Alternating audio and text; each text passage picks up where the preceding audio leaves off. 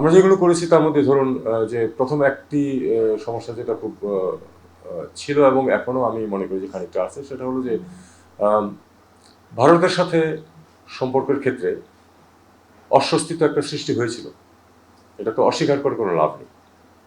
আমাদের তরফ থেকে আমরা চেষ্টা করেছি সেই অস্বস্তি দূর করে একটা দুই পক্ষের জন্য লাভজনক এবং দুই পক্ষেরই স্বার্থ উদ্ধার করে এরকম একটি ব্যালান্স সম্পর্ক প্রতিষ্ঠা করতে, এবং সেই চেষ্টা বহাল আছে। এটা হলো এক।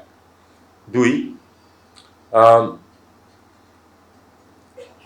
এই পরিবর্তনের পর আমাদের যেই বিভিন্ন দেশে যে আমাদের বিদেশি বন্ধুরা যারা আছেন তাদের মধ্যে এক ধরনের ধরেন এরপরে কি হবে বা কি হচ্ছে এখন, এরকম একটা প্রশ্নবোধক একটা অবস্থা ছিল। আমার মনে হয় বাই অ্যান্ড লার্জ আমরা তাদেরকে আশ্বস্ত করতে পেরেছি যে বাংলাদেশ আহ, আহ, সঠিক পথে এগোচ্ছে, এবং যে একটা বিরাট পরিবর্তনের পরে যে কিছুটা হিকাপ হয় এটা সবাই জানেন, সেটা আমরা কাটিয়ে উঠতে পেরেছি, এবং এখন অর্থনীতি বলুন বা রাজনীতি বলুন সব ক্ষেত্রেই সঠিক দিকে দেশ এগোচ্ছে, এটা আমরা তাদেরকে কনভিন্স করতে পেরেছি।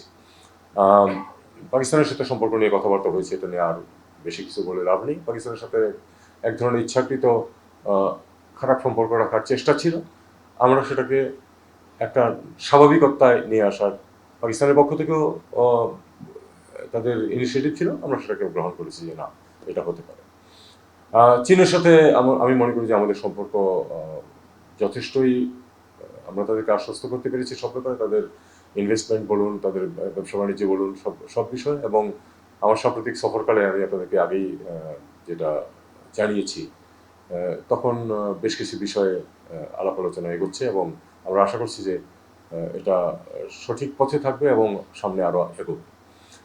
এছাড়া সার্বিকভাবে ব্যবসা বাণিজ্যের ক্ষেত্রে যেসব বিষয় আছে সেগুলি তো এগোচ্ছেই। আহ, অনেক যদিও সীমাবদ্ধতা এবং অনেক ধরনের আশঙ্কা সত্ত্বেও আপনারা দেখেছেন যে আসলে এক্সপোর্টের ক্ষেত্রে কিন্তু কোনো বাংলাদেশ কিন্তু পিছিয়ে পড়েনি। এটা কিন্তু একটা লক্ষণীয় বিষয়। এত এত বড় একটা পরিবর্তন, এত বড় একটা ঘটনা ঘটে যাওয়ার পরেও কিন্তু আমাদের ইয়ে ঠিক আছে। এবং আমাদের যেই রেমিটেন্স প্রবাহ নিয়ে যে সমস্যাটা সৃষ্টি হয়েছিল, আপনারা জানেন যে গত সরকারের শেষ পর্যায়ে সেটা কিন্তু কাটিয়ে উঠে সেটাও সেই সমস্যাটার সমাধান হয়েছে। আহ, আমাদের সরকার প্রধান চিফ অ্যাডভাইজার প্রফেসর ইউনুস, তিনি একাধিক সম্মেলনে অংশগ্রহণ করেছেন, সেখানে আন্তর্জাতিক সম্প্রদায়ের সাথে ইন্টারাকশন করতে পেরেছেন, এবং সেখানে সবখানে তাকে সসম্মানে গ্রহণ করা হয়েছে। তার যেই কারিশমা সেটাকে আমরা খানিকটা ব্যবহার করতে পেরেছি বলে আমি মনে করি। আমার মনে করি যে এইভাবেই আমরা এটাকে দেখি, আর এটি একটি চলমান প্রক্রিয়া। প্রতিটি দেশের সাথে আমরা ভালো সম্পর্ক চাই এবং আমরা স্বাভাবিক সম্পর্ক বজায় রাখতে পেরেছি বলে মনে হয়।